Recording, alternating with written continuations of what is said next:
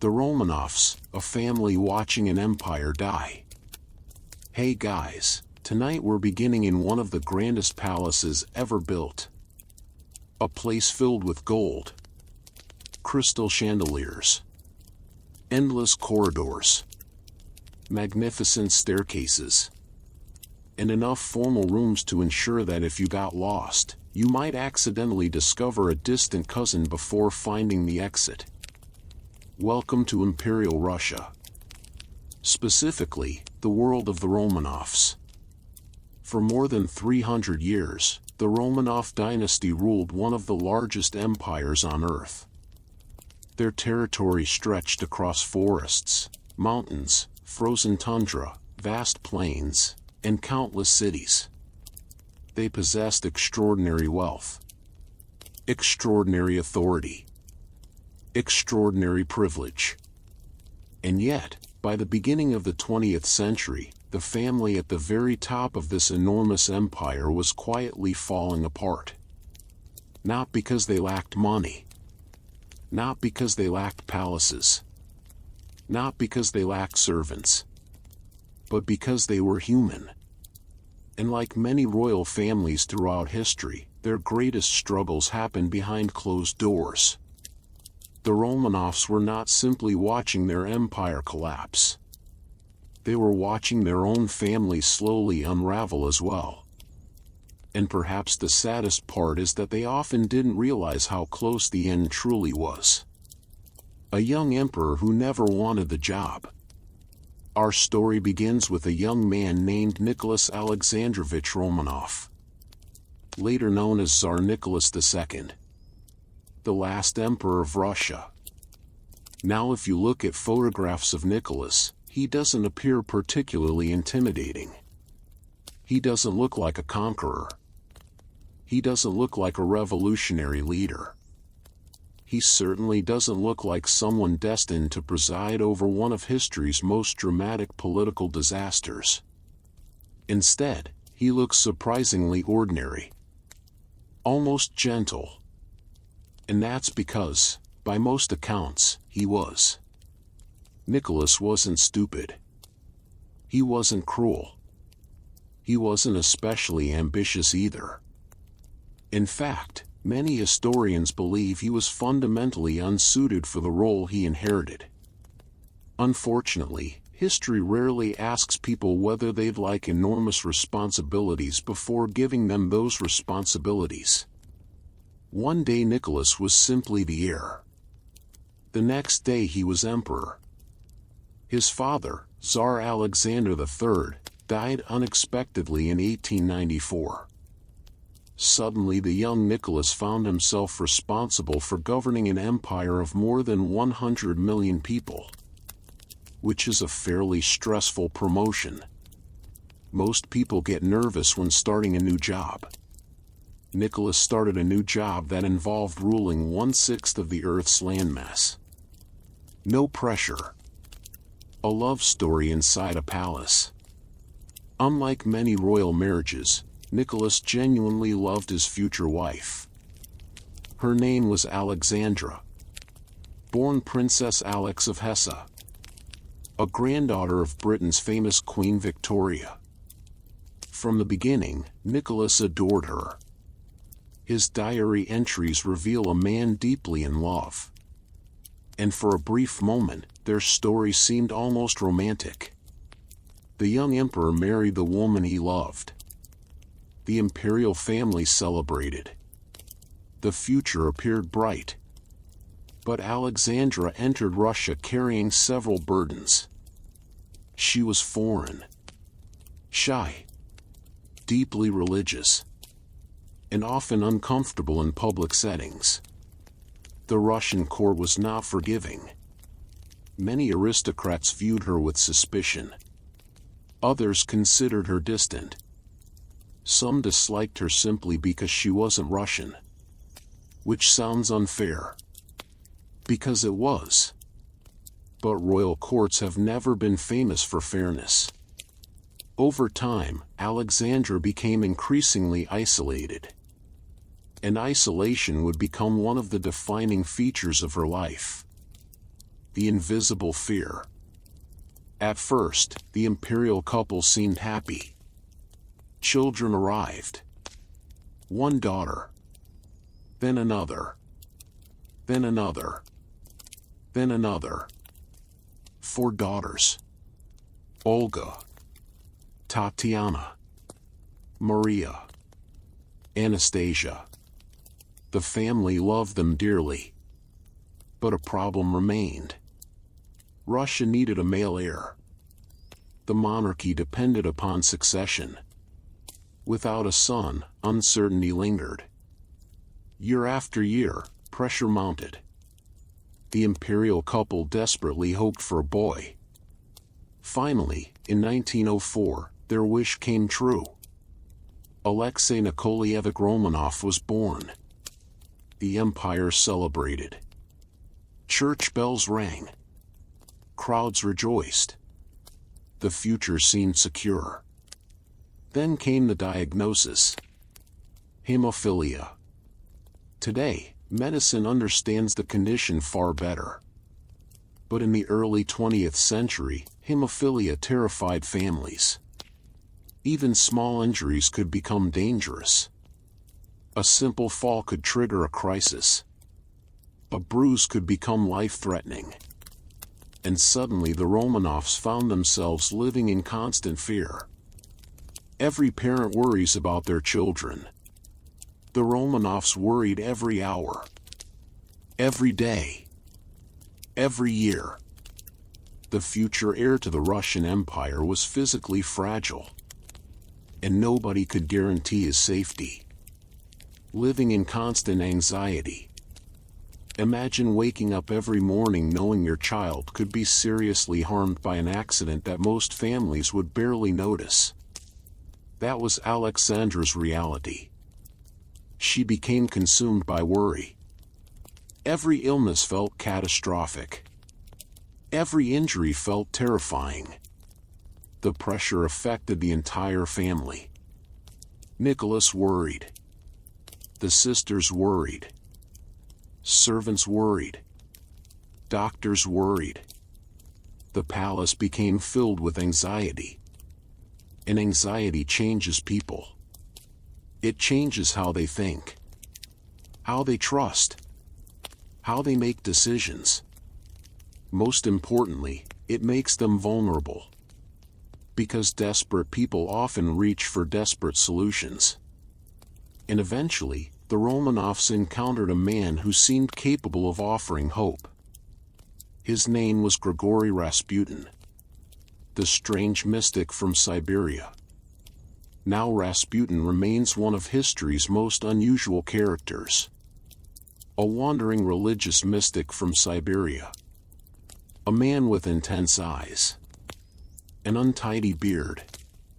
And the sort of appearance that suggested he either possessed secret wisdom or had spent several days arguing with wolves. Perhaps both. Rasputin somehow gained access to the imperial family. And for reasons historians still debate, he appeared capable of calming Alexei during medical crises. Whenever the boy suffered severe episodes, Rasputin often seemed able to help. To Alexandra, this looked miraculous. To a desperate mother, it looked like divine intervention. Gradually she came to trust him completely. And that trust would have enormous consequences. Because outside the palace walls, people viewed Rasputin very differently. Many aristocrats considered him dangerous. Others viewed him as a fraud. Rumors spread endlessly. Stories about corruption. Stories about influence. Stories about secret meetings. Stories about inappropriate behavior. Some were exaggerated. Some were false. Some contained elements of truth. Nobody could agree on anything except one fact. Rasputin had become enormously controversial. A family losing touch with reality. Meanwhile, Russia itself faced growing problems. Factories expanded. Cities grew. Political unrest increased. Workers protested. Revolutionary groups organized. Public frustration intensified. And yet the imperial family remained increasingly isolated. Not because they were evil. Not because they wanted suffering. But because they lived inside a bubble. A magnificent bubble. A luxurious bubble. A heavily guarded bubble. But a bubble nonetheless. The Romanovs spent much of their time focused on family concerns. Alexei's health. Private life. Court ceremonies. Personal worries. Outside the palace, millions of Russians struggled with economic hardship.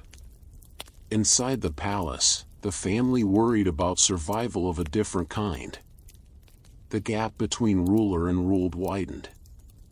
And history rarely treats that situation kindly. The war that changed everything. Then came World War I. And suddenly every weakness inside the Russian Empire became impossible to ignore. The war proved disastrous. Military defeats mounted. Supplies dwindled. Food shortages spread. Public anger exploded. Nicholas made a fateful decision. He personally took command of military operations. Now this sounds courageous. And perhaps it was. But politically, it proved disastrous. Because it left Alexandra in the capital. And Alexandra continued relying heavily on Rasputin. Rumors intensified. Criticism multiplied. Trust evaporated. Many Russians no longer believed their leaders understood what was happening. In some cases, they were probably correct. The empire began drifting toward catastrophe. And still, the Romanovs struggled to recognize the danger. The beginning of the end. By 1917, Russia stood on the edge of revolution. Food shortages worsened. Workers went on strike. Soldiers became restless. Government authority weakened. Then everything happened very quickly. The monarchy collapsed. Nicholas abdicated. 3 centuries of Romanov rule ended almost overnight. Think about that. A dynasty that survived wars, rebellions, invasions, and political crises disappeared in a matter of days. The emperor became an ordinary citizen. The imperial family became prisoners. History can move slowly for centuries. Then suddenly sprint. And that's exactly what happened. The family without a throne. The months that followed were filled with uncertainty. The Romanovs hoped exile might be possible. They hoped foreign relatives might help. They hoped circumstances might improve. Instead, conditions became increasingly restrictive. The family was moved repeatedly. Guards watched them constantly. Freedom disappeared.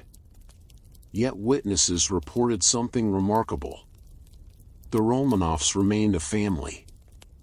They read together, talked together, played games together, shared meals together. Even after losing everything, they clung to one another.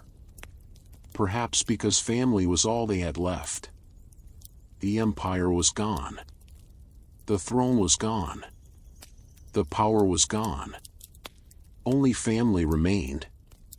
The final lesson of the Romanovs.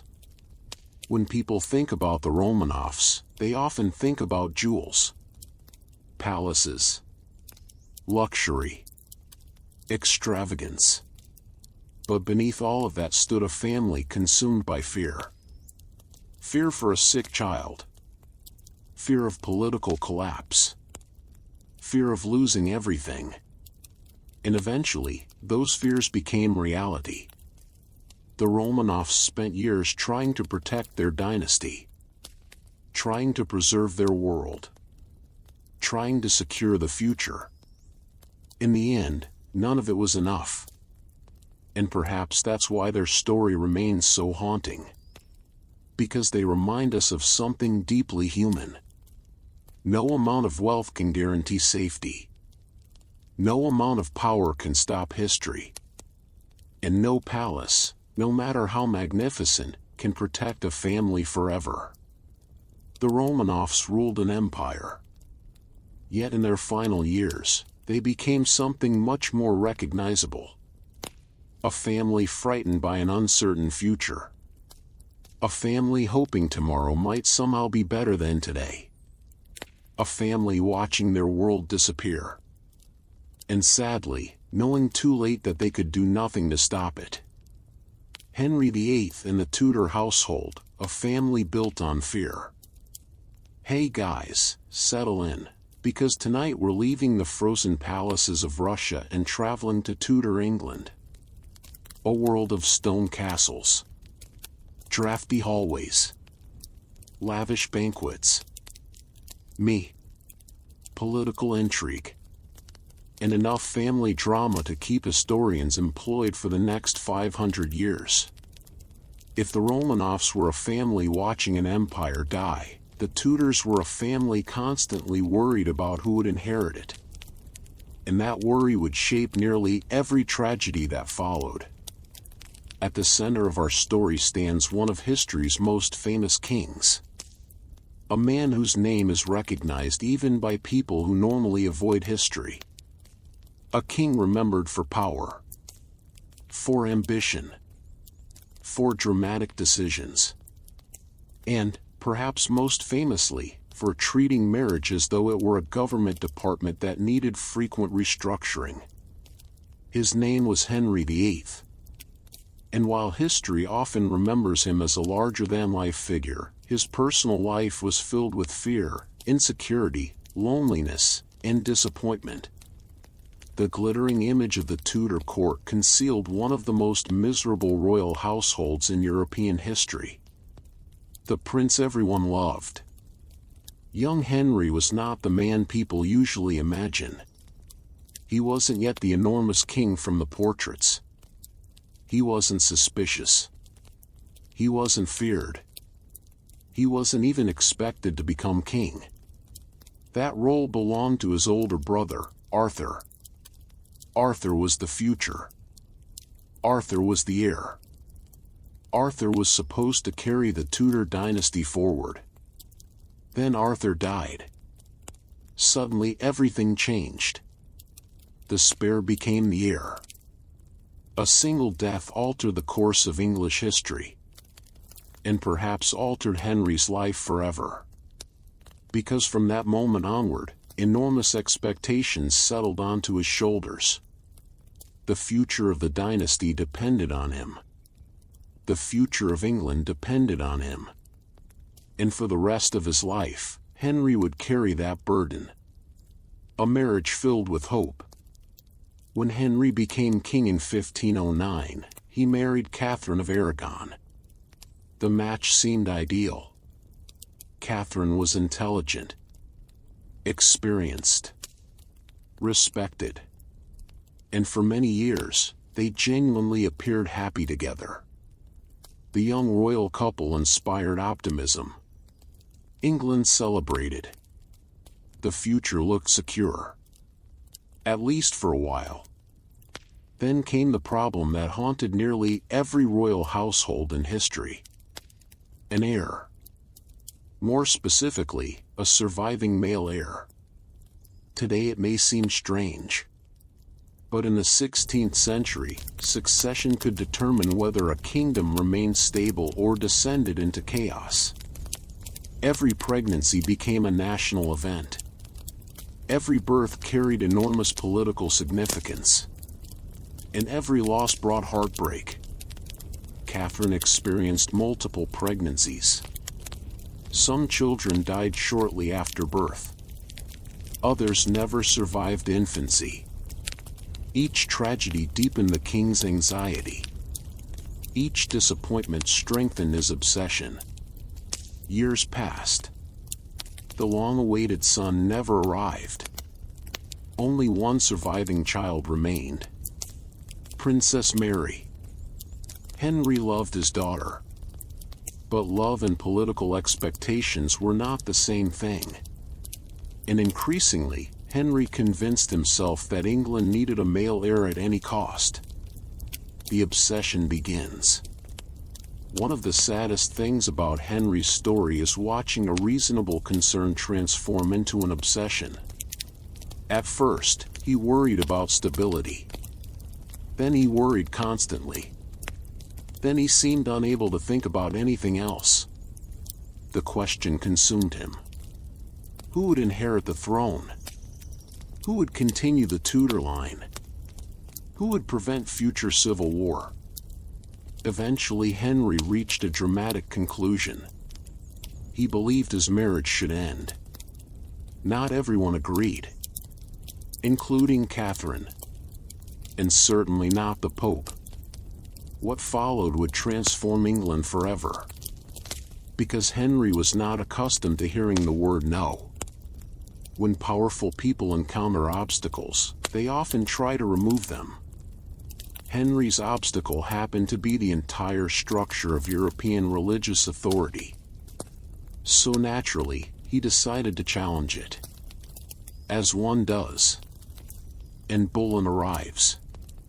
Then came Anne Boleyn. Now Anne was not simply another courtier. She was intelligent, educated, confident, and remarkably skilled at navigating court politics. Most importantly, she refused to become merely a royal mistress. Henry found this irresistible. Years passed as he pursued her. His determination grew stronger. His frustration increased. And eventually his desire to marry Anne became inseparable from his desire to end his first marriage. The consequences were enormous. England broke with Rome. Religious institutions changed. Political power shifted. Entire generations would live with the results. All because one royal marriage collapsed. History sometimes turns on surprisingly personal events. The most dangerous household in England. When Anne finally became queen, she entered one of the most dangerous households in Europe. From the outside, everything appeared magnificent. Music echoed through palace halls. Banquets dazzled foreign visitors. Nobles competed for influence.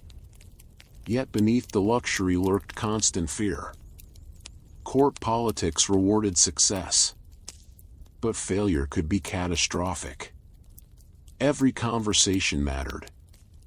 Every friendship mattered. Every rumor mattered. And understood this. Unfortunately, understanding danger doesn't necessarily protect you from it. She soon discovered that royal favor could disappear as quickly as it appeared. The king who once adored her began growing distant. The court sensed the change. And when courts sense weakness, they rarely respond with kindness. A queen falls. Anne's greatest disappointment, from Henry's perspective, was that she failed to provide the male heir he desperately wanted.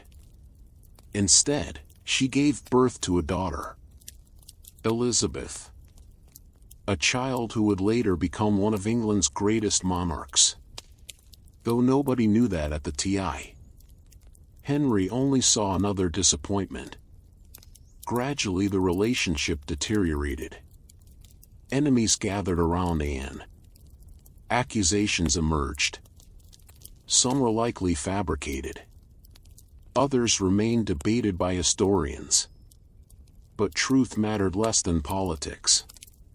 Anne found herself isolated, abandoned, vulnerable.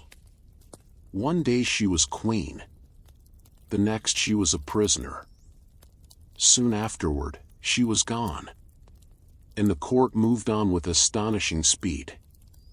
Royal households often did, because survival required adaptation. Lingering on yesterday's tragedy could become dangerous. Jane Seymour and a brief happiness. After and came Jane Seymour. Unlike in, Jane appeared quieter, more cautious, less politically ambitious. Henry seemed genuinely fond of her. And finally, after years of disappointment, Jane delivered the one thing Henry desired most. A son. Edward. The future king. The long-awaited heir. For a brief moment, the royal household celebrated. At last, the succession crisis seemed resolved. Then tragedy struck again. Jane died shortly after childbirth. The joy of victory became grief. The king who finally received his heir lost his wife almost immediately. History can be cruelly efficient sometimes. Giving with one hand, taking with the other.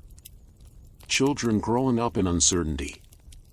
While Henry focused on succession, his children grew up inside an emotionally unstable household.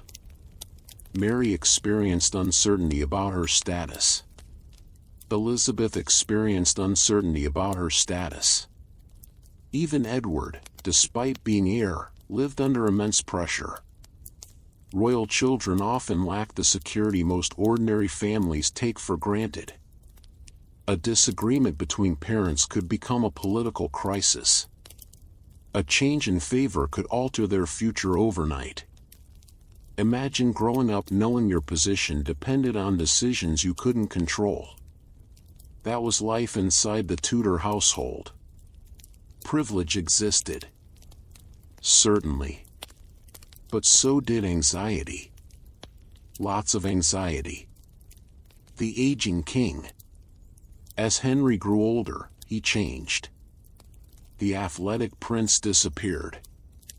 The charismatic young king faded. Years of personal losses, political struggles, and health problems took their toll. Pain followed him constantly. Suspicion increased. Patience decreased. Friends disappeared. Trusted advisors fell from favor. The royal household became increasingly tense. By the end of his life, Henry ruled England more powerfully than ever. Yet he often seemed profoundly isolated. Surrounded by courtiers. Surrounded by servants. Surrounded by wealth. And still lonely. It's a pattern we encounter repeatedly in royal history. Power attracts people. But it doesn't always create companionship. The family he left behind. When Henry died in 1547, he left behind a complicated legacy. He transformed England. Changed religion. Reshaped politics. Altered the future of an entire nation. But he also left behind a fractured family. 3 children. 3 very different futures. And years of emotional scars. Mary would become queen. Elizabeth would become queen. Edward would become king. Each would carry pieces of Henry's legacy. Both political and personal. And all 3 would spend their lives living in the shadow of their father's decisions. Closing reflection. The Tudor household reminds us that misery does not always arrive dramatically. Sometimes it arrives slowly. One worry at a time. One disappointment at a time. One loss at a time. Henry VIII spent much of his life searching for certainty. A secure dynasty. A stable future. A lasting legacy. Yet the harder he chased certainty, the more turmoil he created. And perhaps that's the tragedy at the heart of the Tudor story.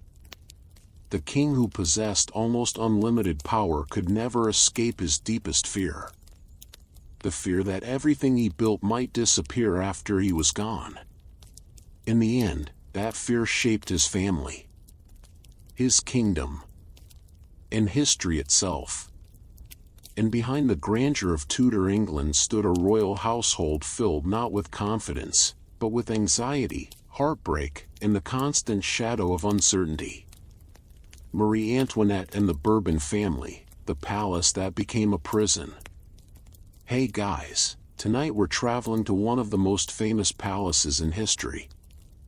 A place so luxurious that even centuries later it still leaves visitors speechless. A place filled with gold, mirrors, gardens, fountains, paintings, silk, and enough chandeliers to illuminate a small city.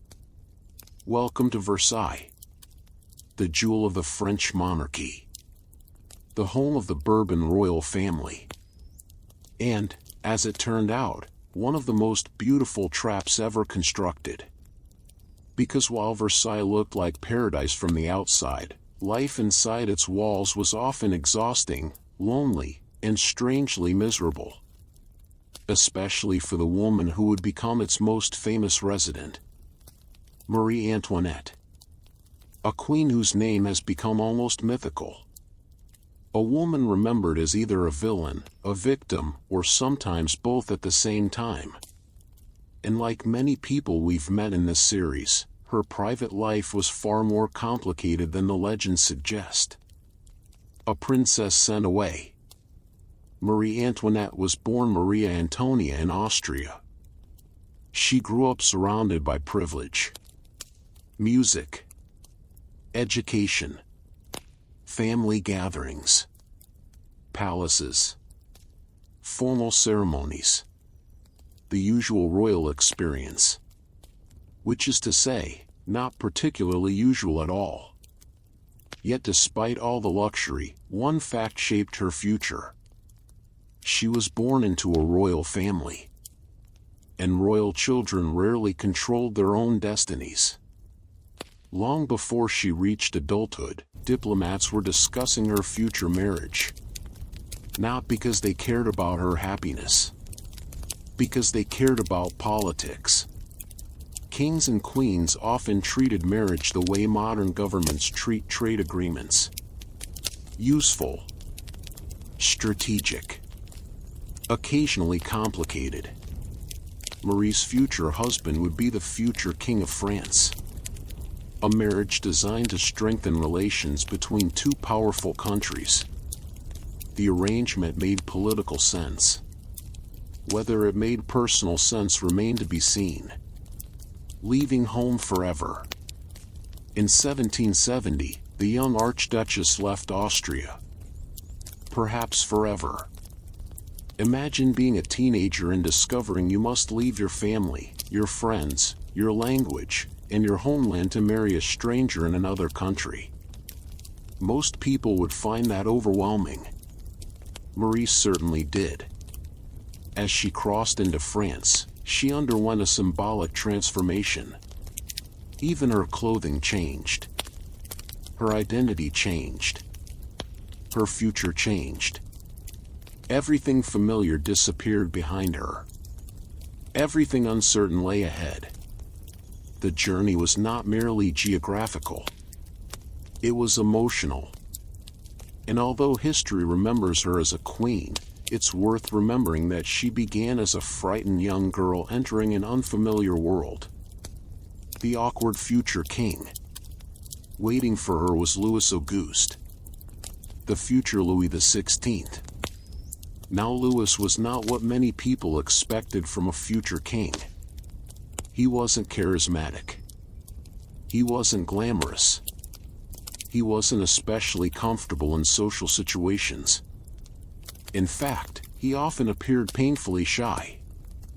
He preferred books to parties, locks to politics, hunting to court gossip, which, to be fair, may have been a healthier hobby than court gossip. The problem was that Versailles revolved around appearances. And Louis struggled with appearances. The marriage began awkwardly. Very awkwardly. For years, the relationship failed to meet the expectations of both families and governments. Rumors spread constantly. The court became obsessed with the royal couple's personal life. People whispered, speculated, gossiped, analyzed, and generally behaved exactly as people behave when they have too much time and too little privacy. Versailles, the world's most beautiful cage. Now let's talk about Versailles itself. Because Versailles wasn't merely a palace. It was a machine. A giant machine designed to display royal power. Everything inside the palace followed rules. Endless rules. Rules about where people stood. Rules about who entered rooms. Rules about clothing. Rules about ceremonies. Rules about watching other people follow rules. Honestly, it sounds exhausting. And for Marie Antoinette, it often was. Every action became public. Every appearance became political. Even getting dressed could involve spectators. Imagine waking up and discovering that a small audience has arrived to observe your morning routine. Most people would move immediately. Marie had no such option. The palace that looked magnificent from the outside often felt suffocating from within. Searching for happiness. As the years passed, Marie sought ways to escape the pressure. She enjoyed fashion, entertainment, music, private gatherings, close friendships. Nothing particularly shocking. But because she was queen, everything attracted criticism. Every dress became a scandal. Every purchase became controversy. Every celebration became evidence of supposed irresponsibility. The public image of Marie Antoinette gradually drifted further from reality. She became a symbol, a target, a character in stories written by people who had never met her. And once a public image hardens, it becomes nearly impossible to change. History is full of people trapped by reputations they didn't entirely deserve. Marie Antoinette became one of the most famous examples. A family at last. Ironically, just as criticism intensified, Marie's private life improved.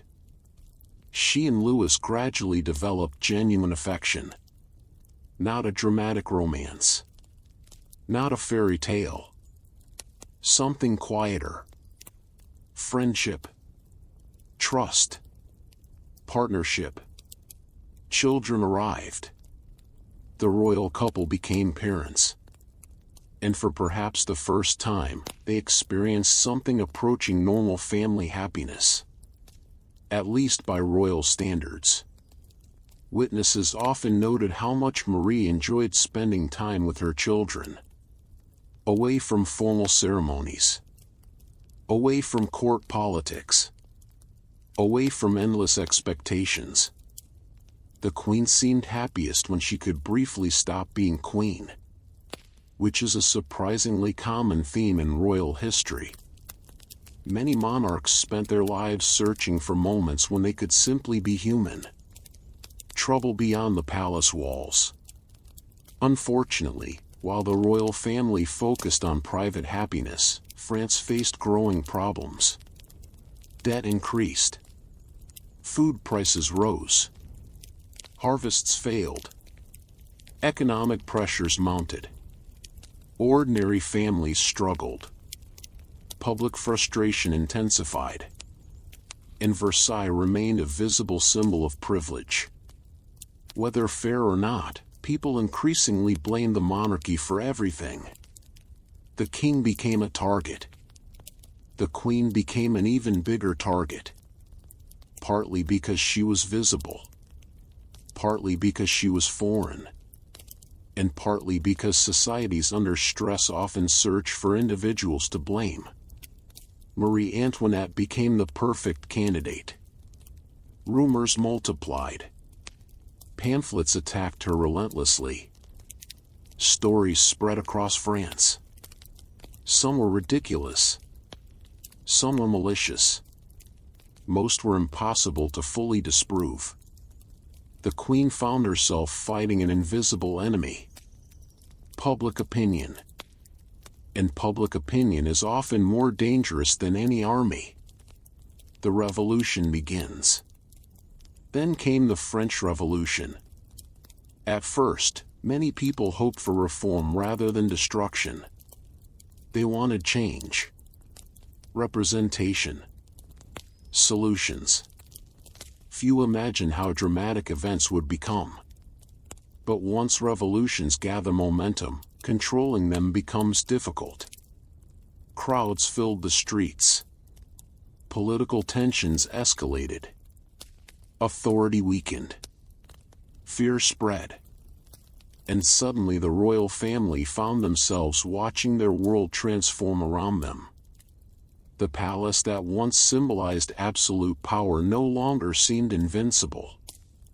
In fact, it seemed surprisingly fragile. The end of Versailles. One of the most dramatic moments arrived in October 1789. Thousands of protesters marched to Versailles. Angry, hungry, determined.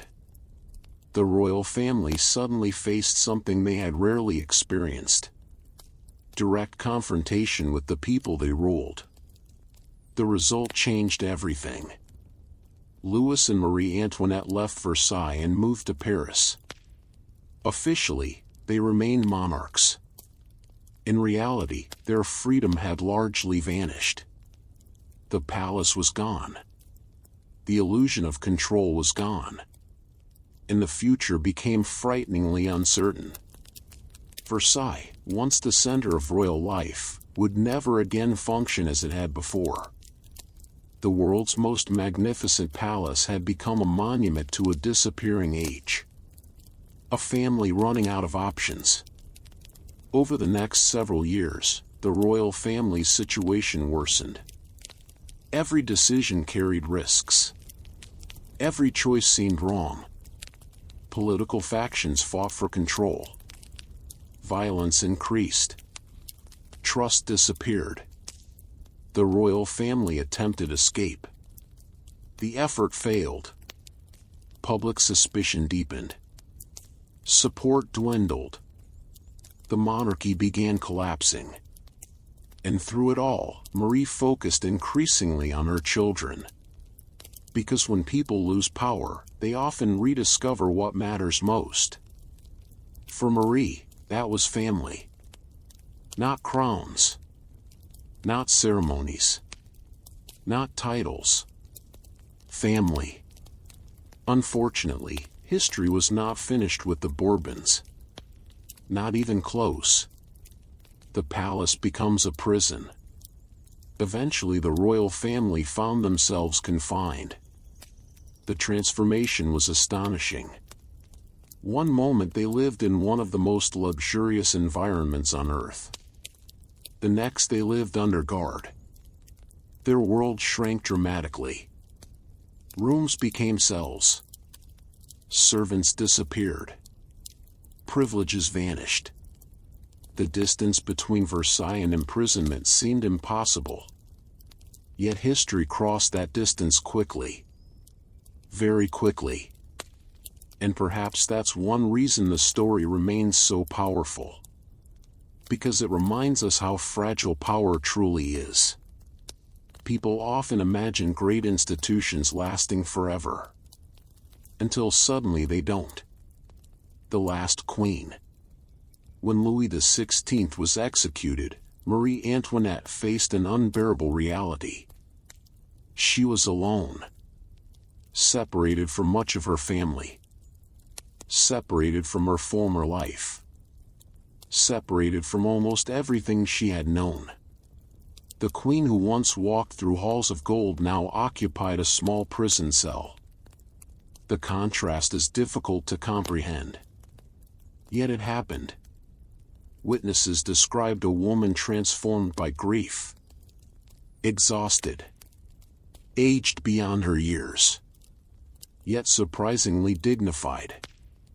Perhaps because there was nothing left to lose. The woman who arrived in France as a nervous teenager would leave history as one of its most famous tragic queens. Closing reflection. The Bourbon household reminds us that misery does not always look miserable from the outside. Sometimes it hides behind mirrors, behind gardens, behind beautiful architecture, behind luxury. Versailles was magnificent, but magnificence could not solve human problems. It could not eliminate loneliness. It could not erase anxiety. It could not stop revolution. And it certainly could not guarantee happiness.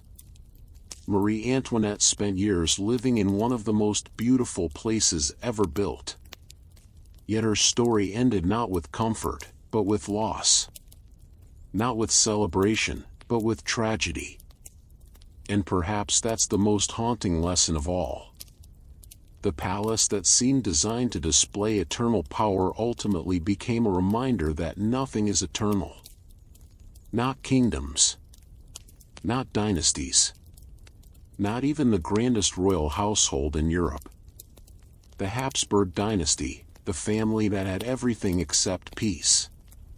Hey guys, tonight we're stepping into the story of a family that spent centuries collecting crowns. Not one crown. Not two crowns. As many crowns as they could possibly acquire. If Europe had a royal competition for accumulating territory through marriage, the Habsburgs would have won by a comfortable margin. They ruled kingdoms. They ruled empires. They ruled vast stretches of Europe. At various points, they seemed to be everywhere. Austria, Spain, Hungary, Bohemia, parts of Italy, parts of the Netherlands. The family tree spread across the continent like an especially ambitious vine. From the outside, the Habsburgs appeared unstoppable, powerful, wealthy, victorious. But behind the portraits, ceremonies, and palaces stood a family carrying burdens that grew heavier with every generation. Because while the Habsburgs became masters of preserving power, they often struggled to preserve happiness. And over time, their determination to protect the dynasty created some of the most miserable royal households in history. The family business. Most families pass down recipes, businesses, traditions. The Habsburgs passed down kingdoms. From childhood, Habsburg princes and princesses learned a simple lesson. Your life belongs to the dynasty. Not entirely, but enough. Marriage would not simply be a personal decision. It would be political. Friendships might become alliances. Children might become future rulers. Everything carried significance. Everything carried responsibility. And responsibility rarely takes holidays. Imagine growing up knowing that your future marriage might determine the fate of entire nations. Most people would find that stressful. The Habsburgs considered it Tuesday. Let others wage war. One famous saying perfectly summarized the Habsburg strategy.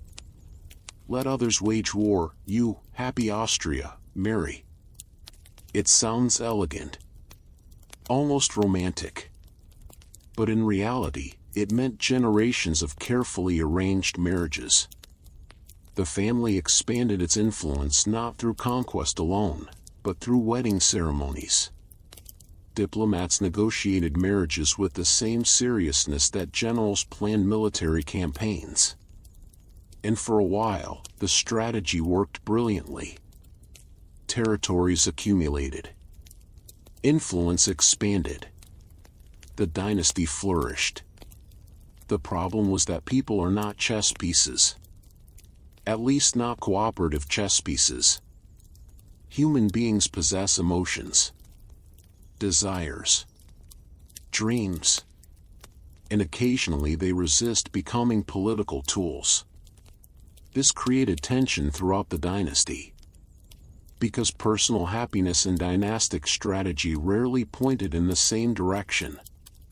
Rudolf II, the emperor who preferred books to politics. One of the most fascinating Habsburg rulers was Rudolf II. If you had met him, you might not have guessed he ruled a vast empire. He wasn't obsessed with military glory. He wasn't obsessed with conquest.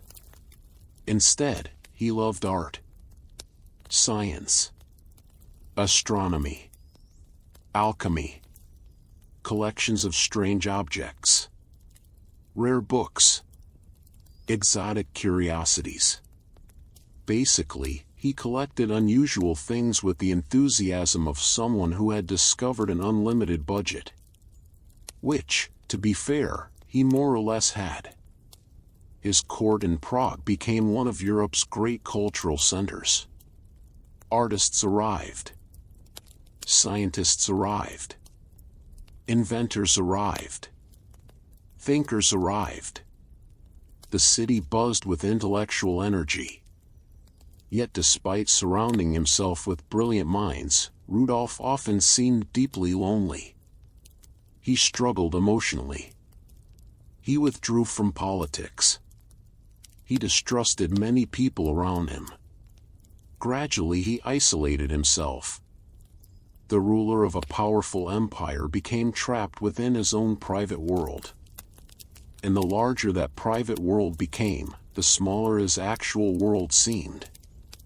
It's a pattern we'll encounter again and again. Power does not always create connection. Sometimes it creates distance. The weight of expectations. Throughout the Habsburg dynasty, expectations pressed heavily upon every generation. Young princes faced enormous pressure.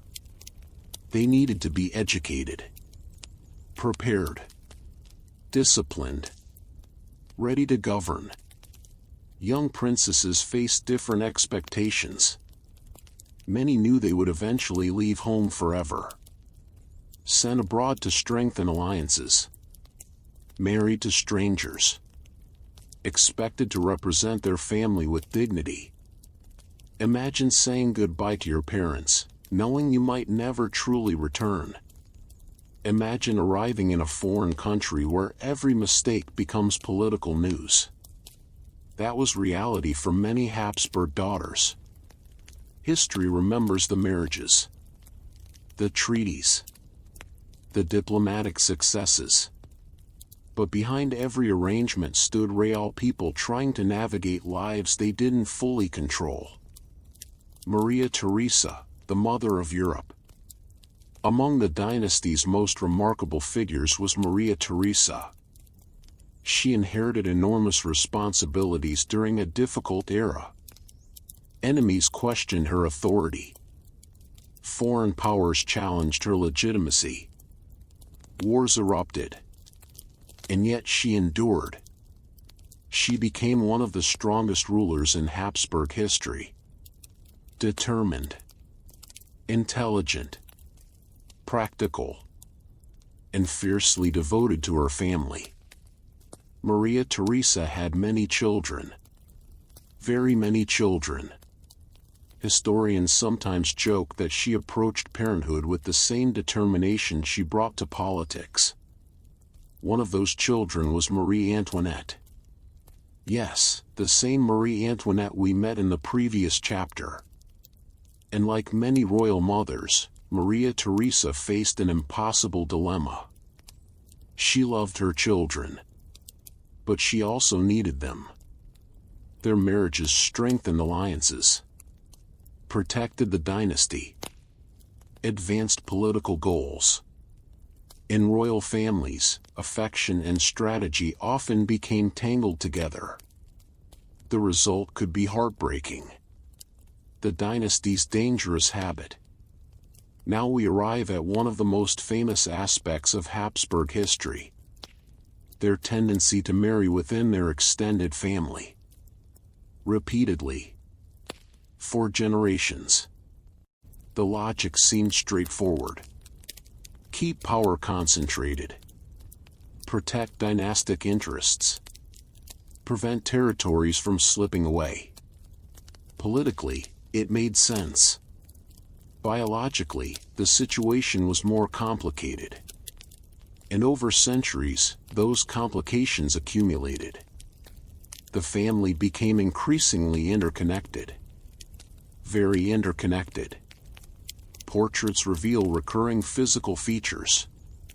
Medical problems became more common. Health challenges multiplied.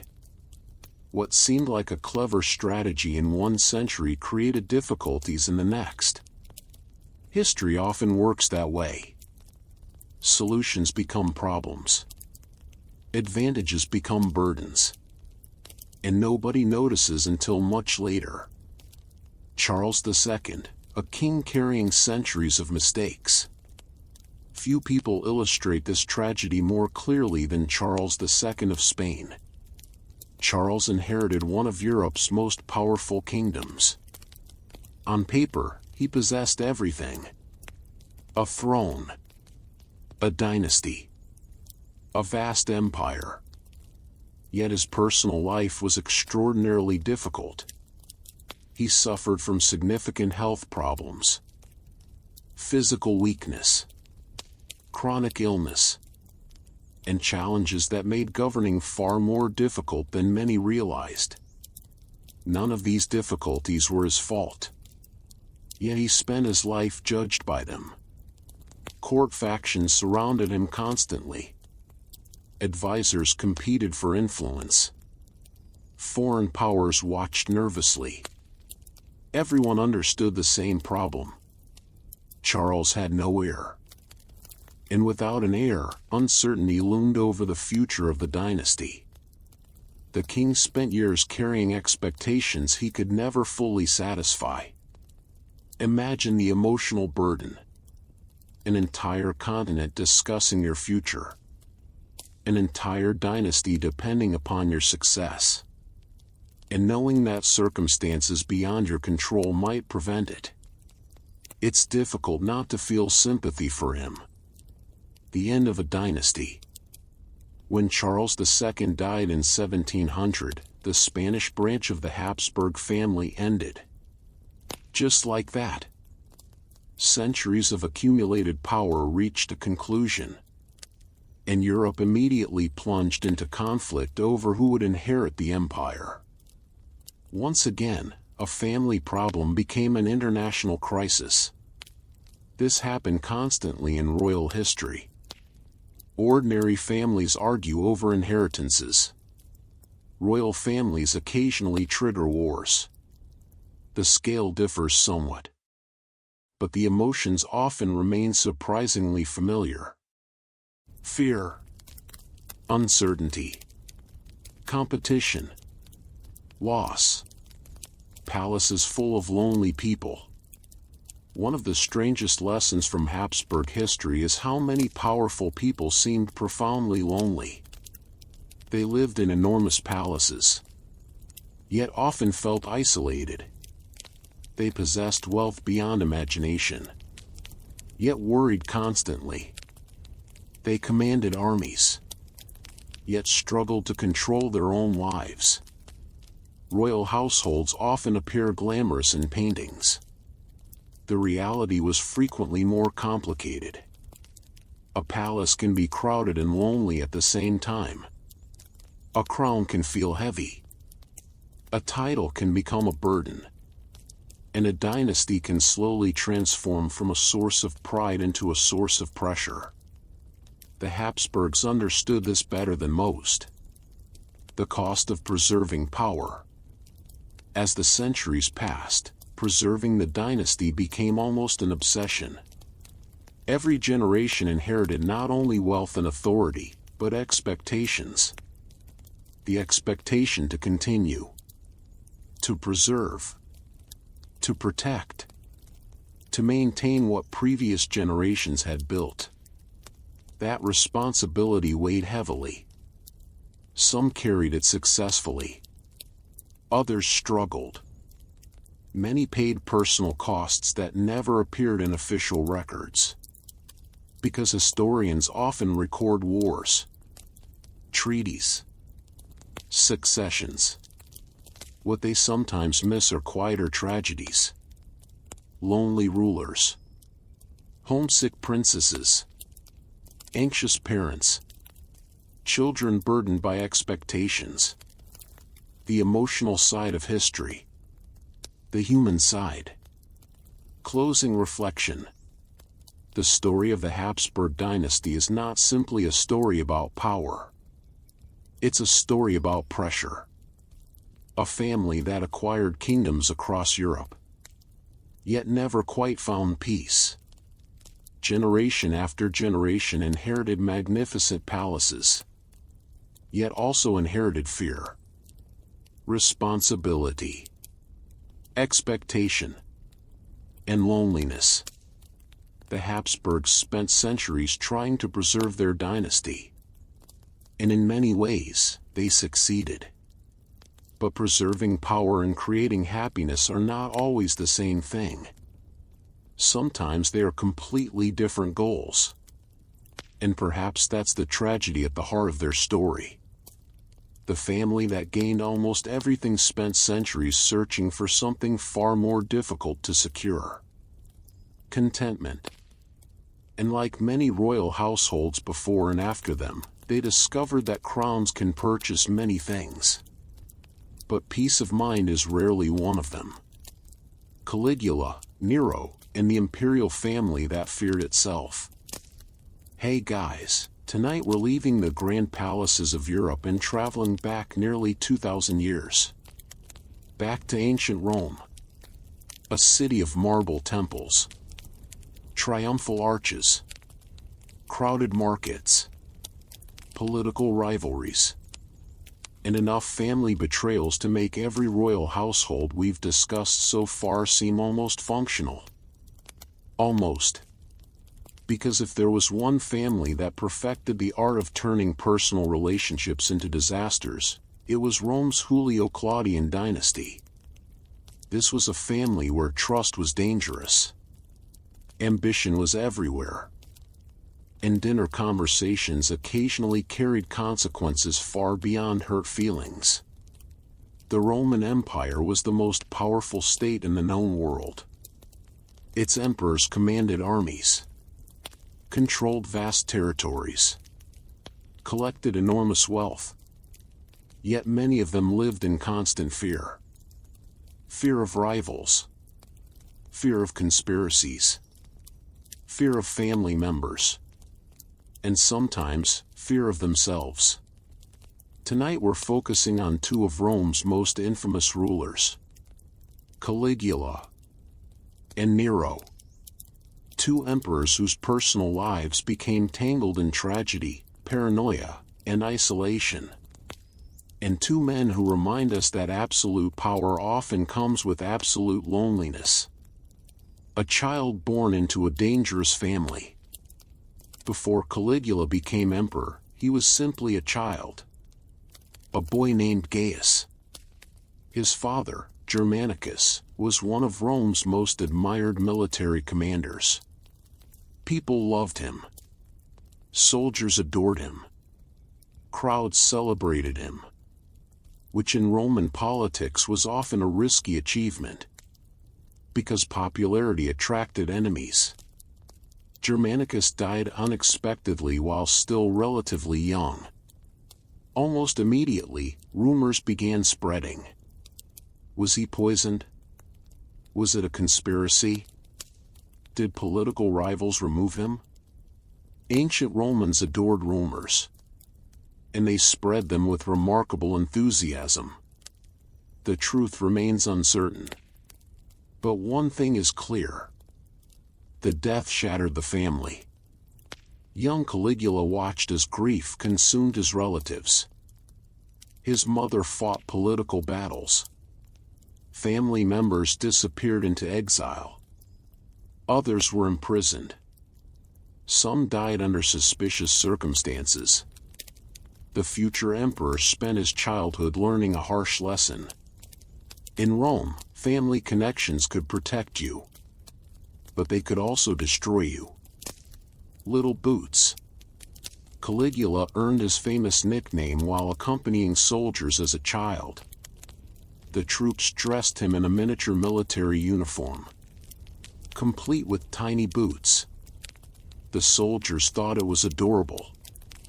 They called him Caligula, Little Boots. It's a strangely cheerful nickname for someone history would later remember as one of its darkest rulers. But childhood nicknames have a way of surviving, even when empires rise and fall around them. As Caligula grew older, he learned how dangerous Roman politics could be. He spent years living under Emperor Tiberius, a ruler who trusted almost nobody. The imperial court became a place of whispers, secrets, suspicions, and endless caution. The young prince survived by observing, listening, and keeping his thoughts to himself, which was probably wise. In Rome, saying the wrong thing could shorten your future considerably. The emperor everyone celebrated. When Tiberius died in AD 37, Caligula became emperor. And for a brief moment, Rome rejoiced. The public loved him. Crowds cheered. The Senate welcomed him. The future seemed bright. People believed a new era had arrived. And honestly, after years of tension under Tiberius, almost any change would have felt refreshing.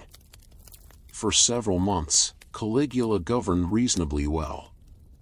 He granted favors, held celebrations, earned public support. Everything looked promising. Then something happened. Historians still argue about exactly what. A serious illness. Psychological instability. The corrupting effects of power. Perhaps a combination of all three. Whatever the cause, the emperor changed. And not for the better.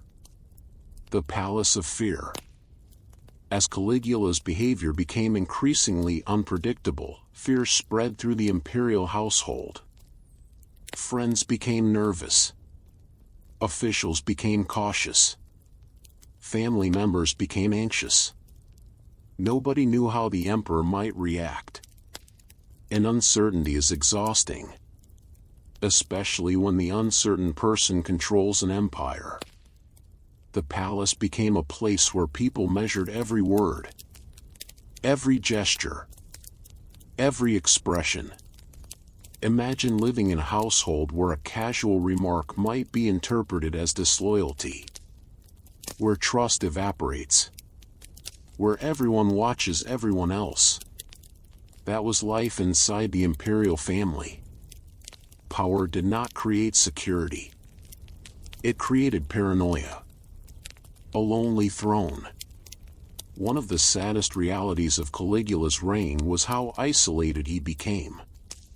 The more powerful he grew, the less he trusted others. And the less he trusted others, the more isolated he became. It's a vicious cycle. People fear the ruler. The ruler senses the fear. The ruler becomes suspicious. People become even more afraid. Round and round it goes. Eventually, genuine friendship becomes impossible. Because every relationship contains uncertainty. Does this person care about me? Or do they care about my power? That's a difficult question for anyone. It's nearly impossible for an emperor. The end of Caligula. In AD 41, everything came to an abrupt end. Members of Caligula's own guard assassinated him. Not foreign enemies. Not invading armies. His own protectors. the people closest to him. Which says something important about fear. Eventually, fear destroys loyalty. And once loyalty disappears, power becomes fragile. The emperor who ruled Rome died in a palace filled with suspicion. A lonely ending for a lonely ruler. But Rome wasn't finished producing tragic emperors. Not even close. Because waiting in the wings was another young man with an equally complicated family life. Nero. The ambitious mother. Nero's story begins with his mother, Agrippina the Younger. One of the most formidable women in Roman history. She was intelligent, determined, politically skilled, and fiercely ambitious. Agrippina understood power better than many men around her. She knew how influence worked. She knew how alliances worked. And most importantly, she knew how dynasties worked. Through careful planning and political maneuvering, she positioned her son to inherit the imperial throne. It was an extraordinary achievement. And eventually, it succeeded. Nero became emperor while still young. Very young. And at first, everything looked promising. Again, Rome seemed remarkably optimistic whenever new emperors appeared. A habit that rarely ended well. A mother and son struggle for control. Initially, Agrippina enjoyed enormous influence. Some observers believed she practically governed alongside her son. But power shared is rarely power enjoyed. Especially when both individuals possess strong personalities. Nero wanted independence. Agrippina expected authority. Conflict became inevitable. Arguments intensified. Political factions formed. Supporters chose sides. The imperial household transformed into a battlefield. Not a battlefield with swords. At least not initially. A battlefield of influence. Manipulation, resentment, and mistrust. Family disagreements are difficult enough. Family disagreements involving the Roman Empire tend to become considerably more complicated. The search for approval. One of the most interesting aspects of Nero's personality was his desire for admiration. Not simply respect. Not obedience. Admiration. He loved music, poetry, performance, art. He wanted applause. Lots of applause. Unfortunately, many Roman aristocrats considered these interests beneath the dignity of an emperor. This created tension. Nero wanted audiences. The elite wanted tradition. Neither side fully understood the other. And as criticism increased, Nero's insecurity grew. Which often happens. People who desperately seek approval rarely find enough of it. No amount of applause ever feels sufficient. Someone always stops clapping eventually. Losing trust. As the years passed, Nero trusted fewer and fewer people. Friends disappeared. Allies became enemies. Enemies multiplied. Conspiracies emerged. Some real, some imagined. The distinction became increasingly difficult to determine. The palace atmosphere deteriorated. Fear returned. Just as it had under Caligula. Just as it had under Tiberius. Just as it often did in Imperial Rome. The greatest empire in the world remained trapped by one recurring problem. Nobody trusted anyone. The emperor alone. Eventually rebellions erupted. Military leaders turned against Nero. political support collapsed. The emperor who once commanded enormous authority suddenly found himself abandoned. The crowds vanished. The advisors vanished. The allies vanished. One by one, everyone disappeared. And perhaps that's the cruelest lesson of power. Many relationships depend upon success. When success ends, those relationships often end as well. Nero spent years surrounded by attention. Yet his final days were marked by loneliness. The applause had stopped. The audience had left. And the emperor stood alone. Closing reflection. The stories of Caligula and Nero are often told as stories of excess, madness, scandal. And certainly those elements exist. But underneath the legends lies something more human. Two boys raised in dangerous families. Two men shaped by fear and insecurity. Two rulers who inherited enormous power but struggled to trust anyone around them. Their palaces were magnificent. Their authority was immense. Yet their lives remained haunted by loneliness. Because power can command obedience. It can command armies. It can command wealth. But it cannot command genuine affection. And that may be why so many Roman emperors seemed miserable. The throne gave them everything except peace. The empire gave them everything except trust. And in the end, both Caligula and Nero discovered the same uncomfortable truth. A ruler surrounded by millions can still feel completely alone. The last emperor of China, a child raised inside a dying empire. Hey guys, tonight we're leaving ancient Rome behind and traveling east. Far east. Across deserts, mountains, rivers, and centuries of history. Our destination is the vast imperial palaces of China.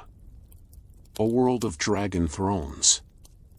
Ancient traditions. Forbidden courtyards. Silk robes. And ceremonies so complicated that an ordinary person might need a small instruction manual just to walk across the room correctly. Tonight's story is about one of history's loneliest royal children. A boy who became emperor before he could properly understand what the word emperor even meant. A child who ruled one of the oldest dynasties on earth. And a man who spent most of his life watching that world disappear. His name was Puyi, the last emperor of China. And his story is one of the strangest and saddest royal stories ever told. Because unlike most monarchs, Puyi spent his life trapped between two worlds. One world was already dying. The other had not yet been born. And he belonged fully to neither. A child taken from his family. In 1908, a small boy barely 3 years old was brought into Beijing's Forbidden City. The child was frightened, confused, and desperately wanted his parents. Which was a perfectly reasonable reaction.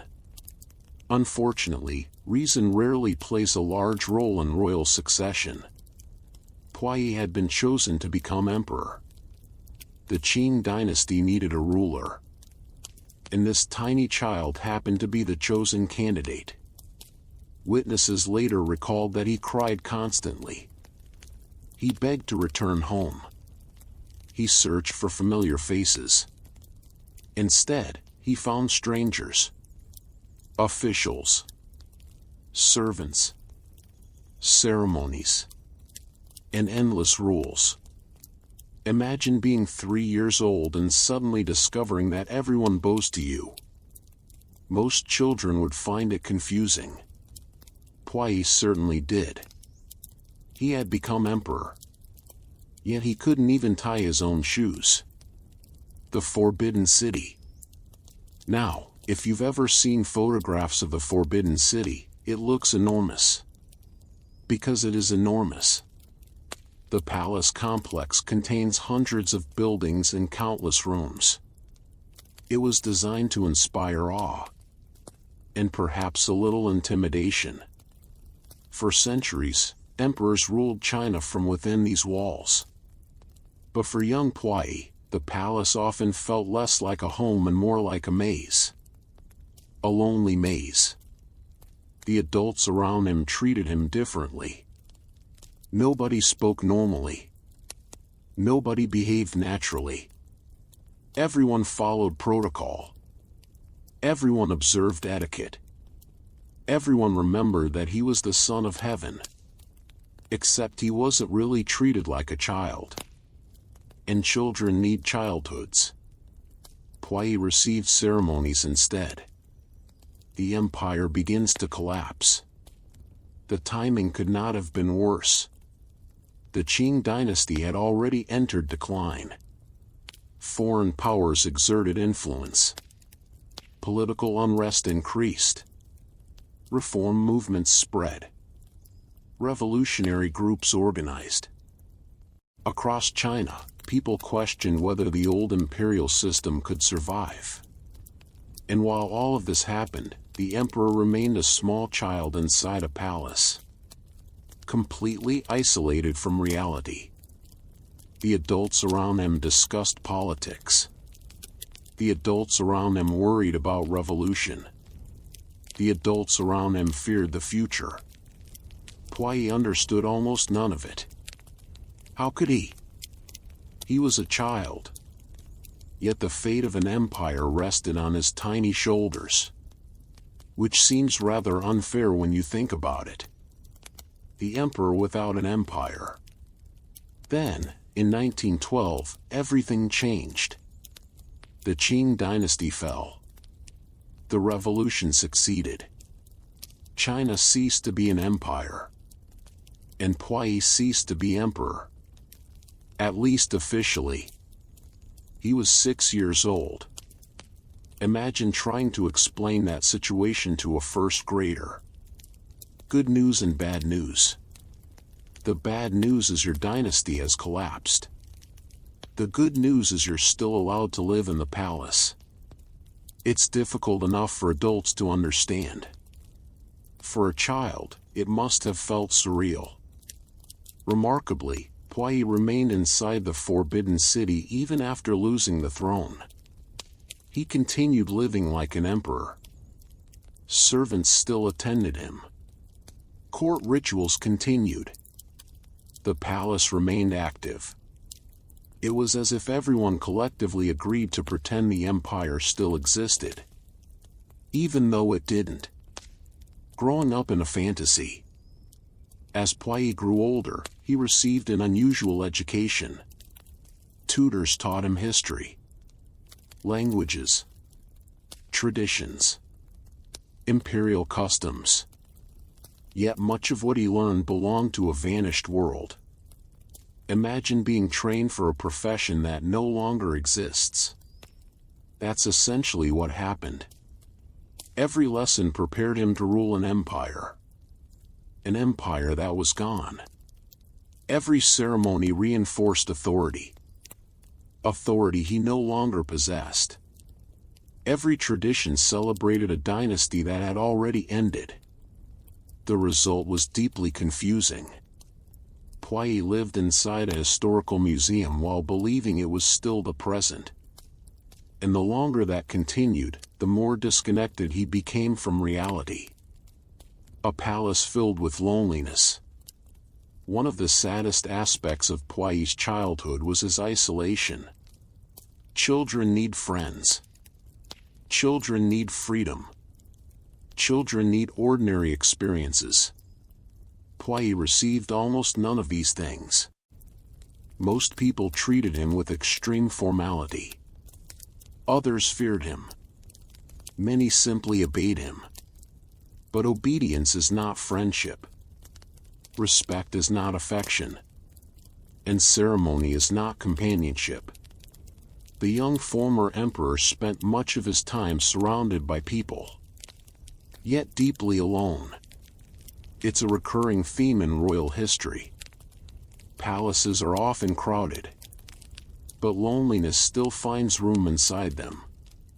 The day he was forced to leave. For years, Puyi remained inside the Forbidden City. Then, in 1924, the arrangement ended. Suddenly he was expelled. The palace that had defined his entire existence was no longer his home. Imagine spending nearly your entire life inside one place and then being told to leave forever. The emotional shock must have been enormous. Outside the palace walls, China looked completely different from the world he knew. Modern. Complicated. Unpredictable. For the first time, Puyi encountered reality directly. And reality rarely resembled the stories he had been told. Searching for a lost identity. After leaving the Forbidden City, Puyi struggled to find his place. Who was he? Was he still emperor? A private citizen? A symbol? A relic? The answer seemed to change constantly. Different political groups viewed him differently. Some wanted to use him. Others ignored him. Many saw him as a reminder of a vanished age. Meanwhile, Puyi himself appeared increasingly uncertain. The throne had defined his identity. Without it, he seemed lost. And perhaps that's understandable. If someone spends their entire childhood being told they are destined for greatness, what happens when destiny changes its mind? The puppet emperor. Eventually Puyi became involved with Japanese-controlled Manchuria. There, he once again occupied a throne. At least technically. Officially he ruled. In reality, others controlled events. The situation was deeply ironic. The boy who once lost an empire now possessed a crown without genuine power. The title existed. The authority did not. And once again, Puyi found himself trapped. Not by palace walls this time. By circumstances. By politics. By history itself. The fall of the final throne. The Second World War transformed everything. Japan's defeat ended Puyi's fragile position. His government collapsed. His remaining illusions collapsed with it. The last imperial dream finally disappeared. For decades he had tried to reclaim something lost. Now there was nothing left to reclaim. No dynasty. No empire. No throne. No court. Only reality. And reality had arrived at last. An unexpected final chapter. Here's where Puyi's story becomes unusual. Unlike many fallen monarchs, he lived long enough to experience an entirely different life. He underwent political re-education, adapted to new circumstances, and eventually lived as an ordinary citizen. An ordinary citizen. Think about that. A man who once sat upon the dragon throne. A man who had servants bowing before him as a toddler. A man raised to believe he was the center of the universe. Eventually worked and lived among ordinary people. History rarely offers such dramatic transformations. Yet Puyi experienced exactly that. Looking back. Later in life, Puyi reflected on his experiences. And what emerges from many accounts is not the image of a powerful emperor. It's the image of a lonely child. A child separated from his family. A child burdened with responsibilities he couldn't understand. A child trapped inside a role he never chose. That's what makes his story so tragic. The last emperor spent much of his life chasing a world that had already disappeared. And the more he chased it, the further away it became. Closing reflection. The story of Puyi and the Qing dynasty feels different from many royal tragedies. There are no great military defeats. No dramatic palace conspiracies. No legendary battles for succession. Instead, there is something quieter. The sadness of watching an entire world fade away. Puyi inherited one of history's oldest imperial traditions. Yet he never truly had the opportunity to rule it. He spent his childhood surrounded by luxury, yet deprived of normal happiness. He lived in magnificent palaces, yet often felt imprisoned by them. And perhaps that's the lesson hidden inside his story. Sometimes the most miserable royal households are not destroyed by enemies. Sometimes they are destroyed by time. Because time defeats every empire eventually. Every dynasty. Every throne. Every palace. And in the end, the last emperor became exactly what his title suggested. The final lonely witness to the end of a world.